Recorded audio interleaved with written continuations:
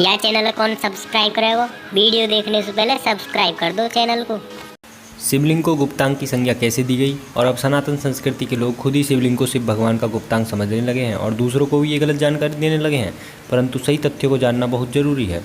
कुछ लोग शिवलिंग की पूजा की आलोचना करते हैं, छोटे छोटे बच्चों को बताते हैं कि हिंदू लोग लिंग और योनि की पूजा करते हैं। उन मूर्खों को संस्कृत का ज्ञान नहीं होता है और अपने बच्चों को सनातन संस्कृति के प्रति नफरत पैदा करके उनको आतंकी बना देते हैं। संस्कृत सभी भाषाओं की जननी है, इसे देववाणी भी कहा जाता है।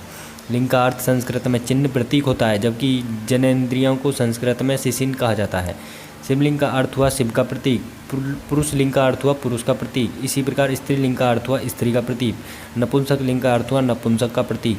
अब यदि जो लोग पुरुष लिंग को मनुष्य की जननेंद्रिय समझकर आलोचना करते हैं तो वे बताएं स्त्रीलिंग के अर्थ के अनुसार स्त्री का लिंग होना चाहिए। शून्य, आकाश, अनंत, ब्रह्मांड और निराकार परम पुरुष का प्रतीक होने से इसे लिंग कहा गया है। स्कंद पुराण में कहा है कि आकाश स्वयं लिंग है, शिवलिंग वातावरण सहित घूमती धरती तथा सारे अनंत ब्रह्मांड, क्योंकि ब्रह्मांड गतिमान है, का एक्सिस धुरी ही लिंग है। शिवलिंग का अर्थ अनंत भी होता है, अर्थात जिसका कोई अंत नहीं और ना ही शुरुआत।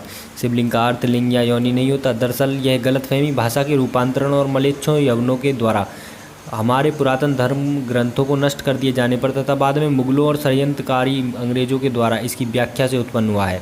जैसा कि हम सभी जानते हैं कि एक ही शब्द के विभिन्न भाषाओं में अलग अलग अर्थ निकलते हैं। उदाहरण के लिए यदि हम हिंदी के एक शब्द सूत्र को ही ले लें तो सूत्र का मतलब डोरी, धागा, गणित या सूत्र कोई भाष्य अथवा लेखन भी हो सकता है, जैसे कि नासदीय सूत्र, ब्रह्म सूत्र इत्यादि। उसी प्रकार अर्थ शब्द का भावार्थ संपत्ति भी हो सकता है और मतलब आशय, अभिप्राय भी। ठीक बिल्कुल उसी प्रकार शिवलिंग के संदर्भ में लिंग शब्द से अभिप्राय चिन्ह, निशानी, गुण, व्यवहार या प्रतीक है। धरती उसका पीठ या आधार है और सब अनंत शून्य से पैदा हो उसी में लय होने के कारण इसे लिंग कहा है तथा कई अन्य नामों से भी संबोधित किया गया है, जैसे प्रकाश स्तंभलिंग, अग्नि स्तंभलिंग, ऊर्जा स्तंभलिंग, ब्रह्मांड स्तंभलिंग। ब्रह्मांड में दो ही चीज़ें हैं, ऊर्जा और पदार्थ। हमारा शरीर पदार्थ से निर्मित और आत्मा ऊर्जा है। विज्ञान का भी यही सिद्धांत है, E=mc²।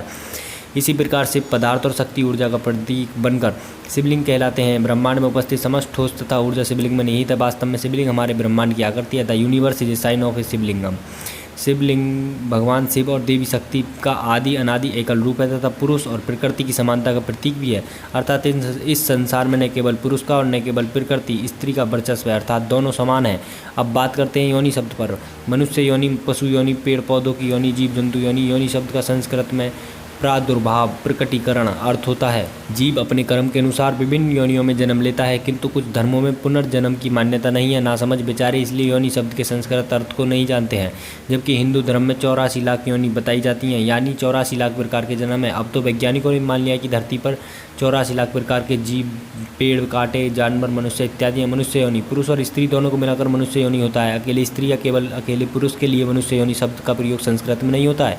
तो कुल मिलाकर अर्थ यह है कि लिंग का तात्पर्य प्रतीक से है। शिवलिंग का मतलब है पवित्रता का प्रतीक। दीपक की प्रतिमा बनाए जाने से इसकी शुरुआत हुई। बहुत से हठ योगी दीपशिखा पर ध्यान लगाते हैं। हवा में दीपक की ज्योति टिमटिमा जाती है और स्थिर ध्यान लगाने की प्रक्रिया में अवरोध उत्पन्न करती है, इसलिए दीपक की प्रतिमा स्वरूप शिवलिंग का निर्माण किया गया ताकि निर्विघ्न एकाग्र होकर ध्यान लगा सकें।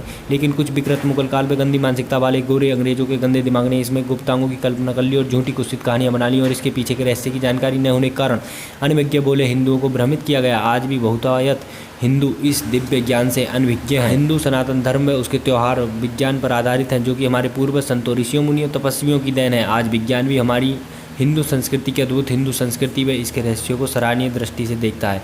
वह उसके ऊपर रिसर्च कर रहा है। सावार अतः कुछ ना कर सको तो शांति, समुदाय का आर्थिक आविष्कार जरूर कीजिए मेरे हिंदू भाई और बदला लेना सीखिए। जय श्री राम।